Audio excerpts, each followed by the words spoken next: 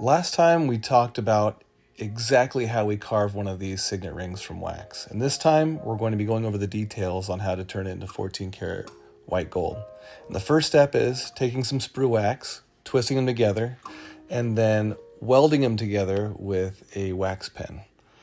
And this is what the gold's going to travel through to get to the signet ring. Once we have it all welded together, we're going to melt the end of it and then add it to the tip of our signet. Once we have it on there, we're going to clean up the edges and make sure the wax is connected everywhere exactly where it needs to be. And then we'll cut any excess off.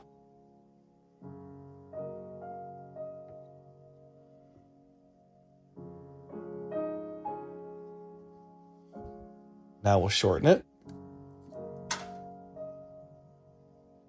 And now we're going to attach it to the base of one of our flasks. So the first thing we do is melt some sprue wax in the middle of it.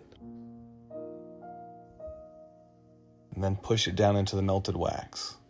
And then again, clean up the areas to where it's a nice smooth flow from one to the other. And now we'll press our flask down onto the base, then wrap the top with tape so that way the investment doesn't get splashed around in the next step.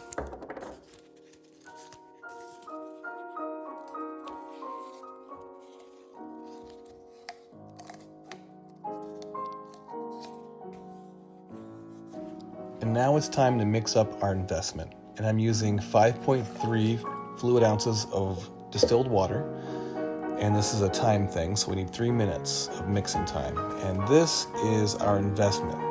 It's R&R Ultra Vest, and I'm using 404 grams of it. We're gonna be mixing it for 3 minutes. And once it's all mixed, we'll degas it with our vacuum table. And what we're gonna do is we're gonna let this get down to the lowest vacuum we can get, and then you'll see the investment start to rise.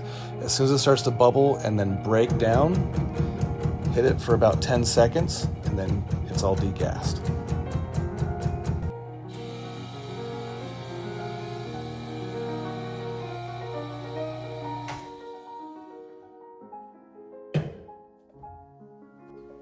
Now we'll pour it into our flask, and then repeat the process again. So vacuum it, it'll bubble, and then break, and then we'll hit the table for about 10 seconds.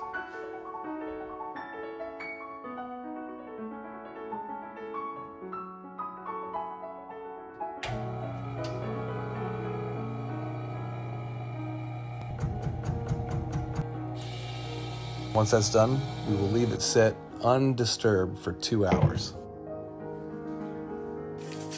Once the 2 hours is up, we can take our tape off, take our base off, and then put it into our oven.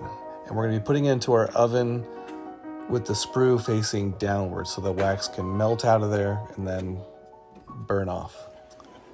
It's gonna be in the oven for about 10 hours. And while we're waiting, we'll make some casting grain.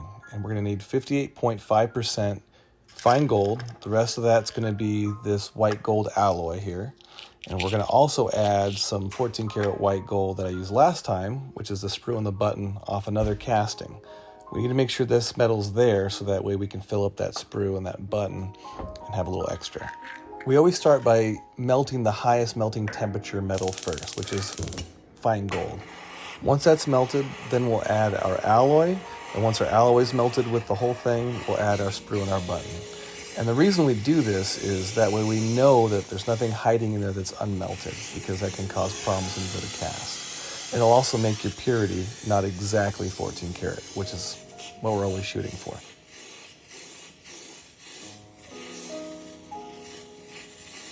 You can see I'm moving it around with a quartz rod. That's to ensure that there's nothing in there, and it's also removing some impurities. It will attach itself to the quartz rod and get it out of the mixture.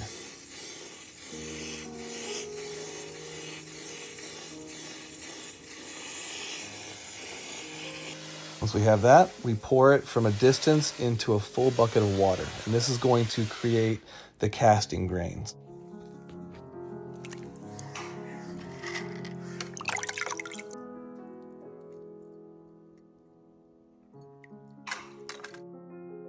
Now what we do is drain off the water and then pour our casting grain onto a paper towel for it to dry.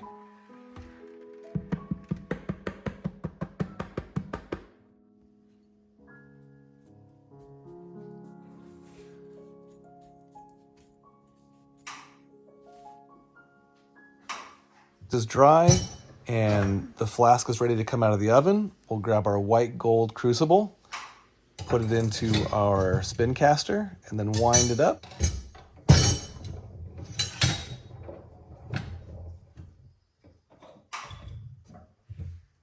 And we'll put our flask in, and we're also going to put a piece of metal that goes between the flask and the crucible. And what this is going to do, it's going to stop any gases from going through that little hole into the flask. We don't want any impurities getting in there. We'll only take that little piece of metal out of the way right before we're ready to let the gold shoot into the flask.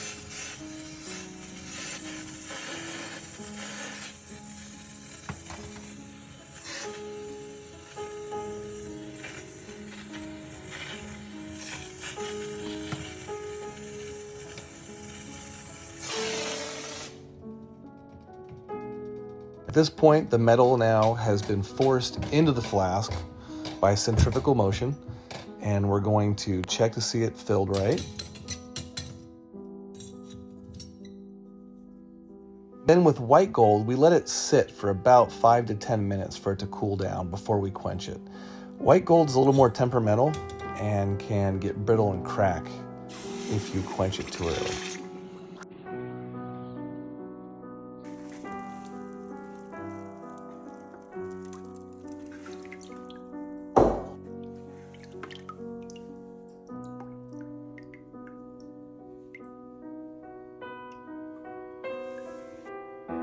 And now we take our haymaker saw and cut the sprue and the button off. Keep an eye out for a next video where we start to finish this thing up.